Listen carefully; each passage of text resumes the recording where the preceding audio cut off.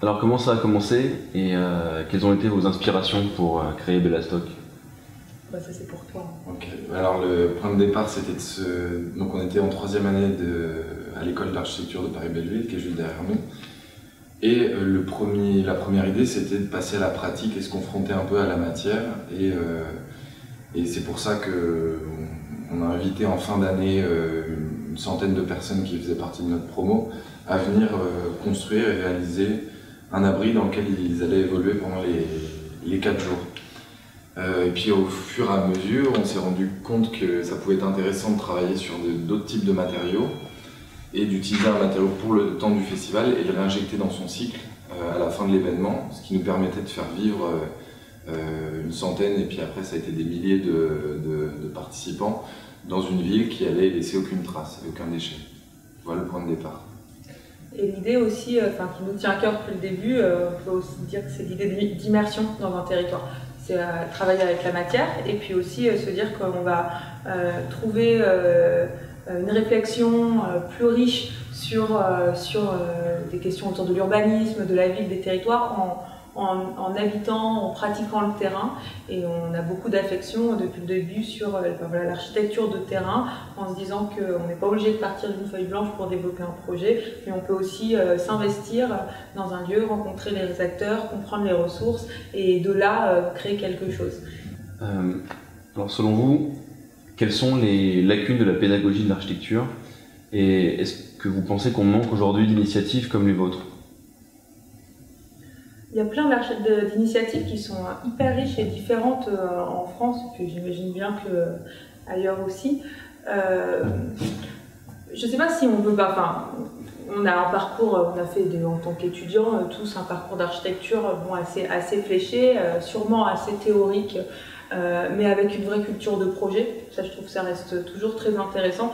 Maintenant, clairement, on a tous une volonté assez tôt de confronter cette culture de projet à quelque chose de plus concret, à de la réalité. Du coup, c'est pas une question de lacune, mais je pense que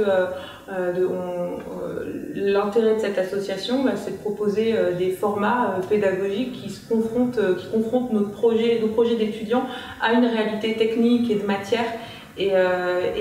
Oui, clairement, on s'est construit en réaction à cette absence. Ouais. Mais c'est vrai que ça manque quand même. Pendant on a fait 7 ans d'études en moyenne, on ne nous a pas invités à porter des projets dans un contexte réel, ce qui aurait fait sans doute qu'on se confronte à des questions plus tôt. Et c'est d'ailleurs pour ça, je pense qu'on a continué dans cette voie du Bellastock, c'est parce que c'était un moyen pour nous de nous faire de l'expérience et d'avoir très tôt les questions qui se posent quand tu veux mener un projet. Donc c'est vrai qu'on gagnerait dans l'enseignement à pousser les étudiants à apprendre le projet et à le confronter dans le réel, c'est sûr. Ça se fait au final de plus en plus, donc c'est chouette, ça veut dire que, c'est ça qui est bien, c'est qu'on n'est pas du tout seul à faire ça, finalement, on est inscrit dans une dynamique assez collective et assez grande.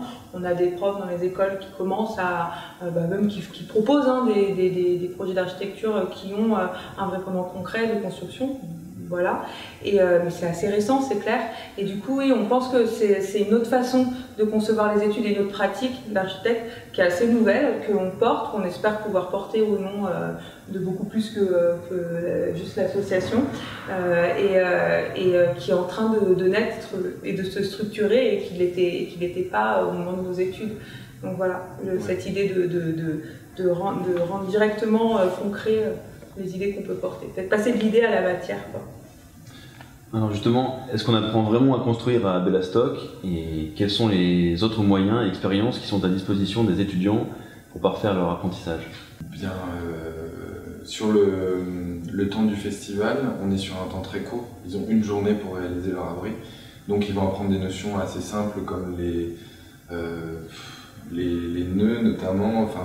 On va dire qu'en termes de construction, c'est pas très évolué ce qu'ils vont apprendre dans la journée. C'est plus, c'est apprendre la débrouille et aller au plus simple et avec la manière la plus intelligente possible pour s'abriter le soir. Mais après, ça c'est qu'une petite partie puisque l'asso, elle travaille, donc on est 6 architectes dans l'association, mais le groupe peut gonfler en fonction des projets. Et lorsqu'on va avoir des projets un peu spécifiques, on va s'accompagner d'architectes qui sont également charpentiers, on va s'accompagner de ferronniers, de menuisiers.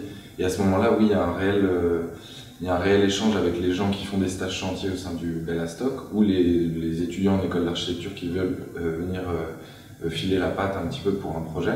Là, il y a une réelle transmission, et là, on peut parler de la construction et du savoir-faire d'artisan. Est-ce que vous pensez qu'une action telle que la vôtre contribue à changer ou à faire évoluer l'opinion des politiques et du grand public sur les architectes? On l'espère, ouais.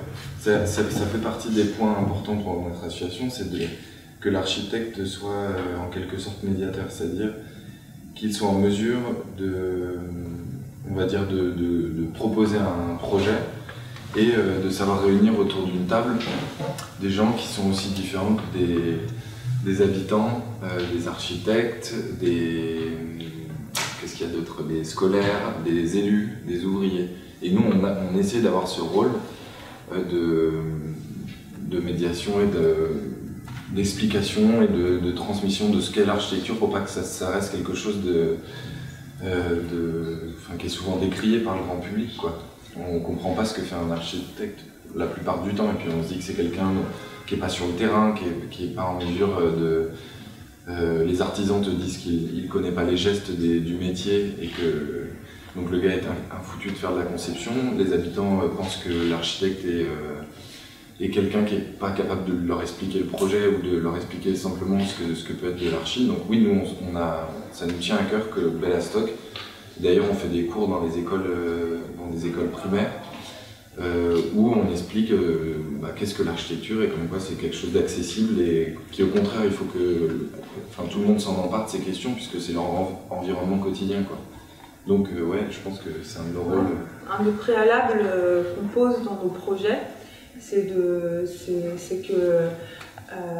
les commanditaires, les prescripteurs, les décideurs et puis aussi les opérateurs, les usagers, doivent participer à notre projet. On imagine le projet comme un processus et à partir de là, si on se met d'accord pour lancer un projet, alors on va faire en sorte de créer une vraie transversalité entre les différents acteurs qui vont le composer. Et du coup, très concrètement, ça fait qu'on peut appeler très en amont des services techniques ou des usagers pour venir avec nous formaliser le projet et demander aux élus de participer aussi à des temps de décision concertés ou des temps de réalisation même. Et donc clairement, on espère qu'avoir cette dynamique de processus, ça implique et donc ça questionne aussi un peu la politique, la politique de la ville, l'espace public, etc.